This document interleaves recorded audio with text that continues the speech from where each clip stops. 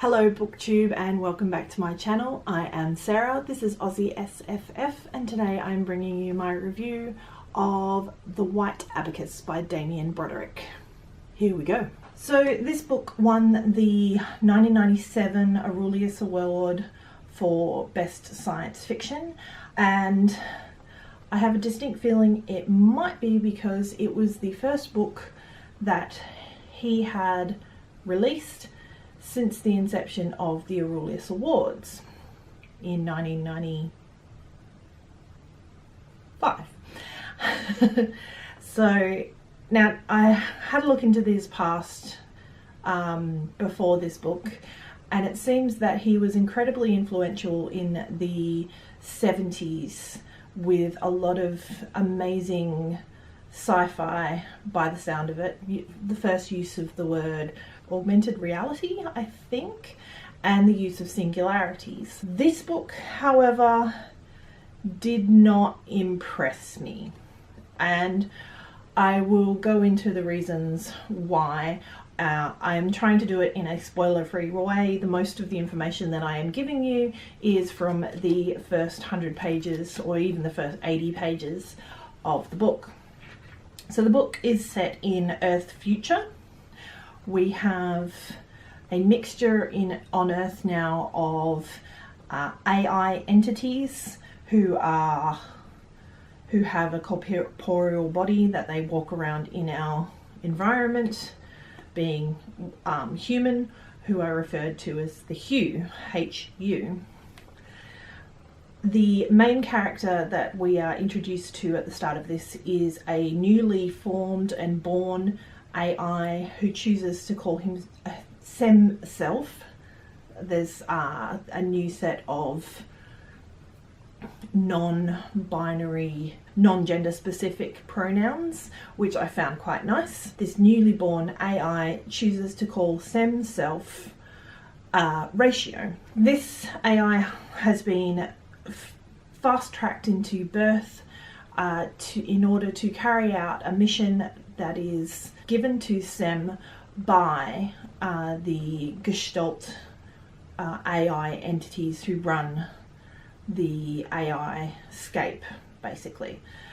And that is to befriend and spy on a visiting Hu, or human, from the Belt, who is the son of the current Belt director, who goes by the name of Sima Lord Telmar. Sima, as I'll refer to him from now on, he has been sent to Earth to further his education with the heathens of Earth. Now, to get into this bit, the people of the Belt had captured and were utilizing it's a singularity, or it kind of sounds like a black hole, to power everything and to produce the mining capabilities that they wanted from the Belt. And then all of a sudden someone discovered the hex, and that is a faster than light travel, instantaneous travel from any place that has a sufficient gravity well. So all of a sudden their ability to mine, etc., has been undermined. This is way back in their history, and they sort of resent that because they become slightly less important in the grand scheme of the solar system, because all of a sudden everyone has the ability to get anywhere cheaply, efficiently, etc.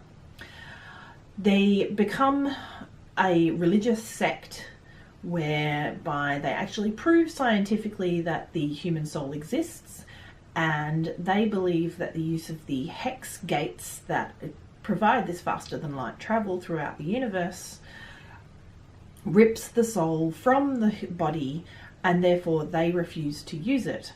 So the Belt system has no hex gates, and this causes issues because they can only travel in the traditional space travel methods, which is going on a spaceship. Because they've discovered that they have a soul, they have also discovered that they can capture this soul at death and funnel it into a cloned version of the dead person, and therefore they have infinite reincarnation. Now, the people of the belt are also referred to as the Psi or Psyche. I'm not entirely sure how you would pronounce this one. They are believed to have psychic abilities and links, and it turns out that our belt person who's come to Earth, who is being befriended by Ratio to spy on them, is actually a genetic, almost complete genetic clone of his father, the director of the belt, except for a tiny little bit of his mother's DNA that's been mixed in there. And this has caused a psychic link that is utilized by his father at the moment of his death from his brother. So Stima's uncle murders his father. And he murders him in such a way that destroys his soul, because it is near the singularity thing that powers all of their belt usages. And because he is thrown into the event horizon, it actually destroys his soul. And this is when it becomes Hamlet in space. The uncle kills the father, the uncle marries the mother, Sima goes back, etc. It's Hamlet in space. And at the moment when I realised it was Hamlet, this is when I stopped enjoying it. So the other reason I was trying to get through it, and if you watch my reading vlog for the past week, I actually say I'm not sure if I'm enjoying this or not.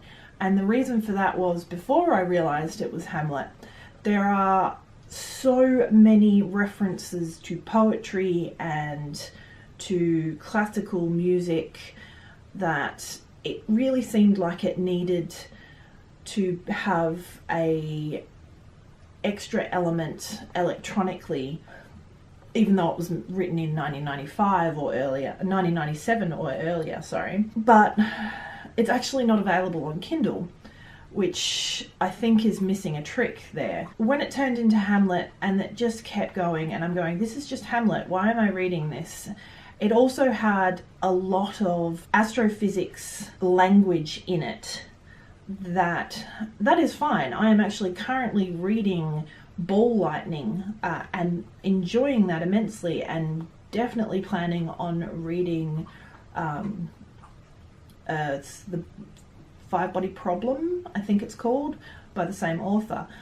I have a degree in chemistry. I have done physics at a university level, but the fact that anytime they started explaining stuff that was referring to it at one stage as hyperstring theory, he would also then have one of the other characters say, yes, of course, that's primary school level physics.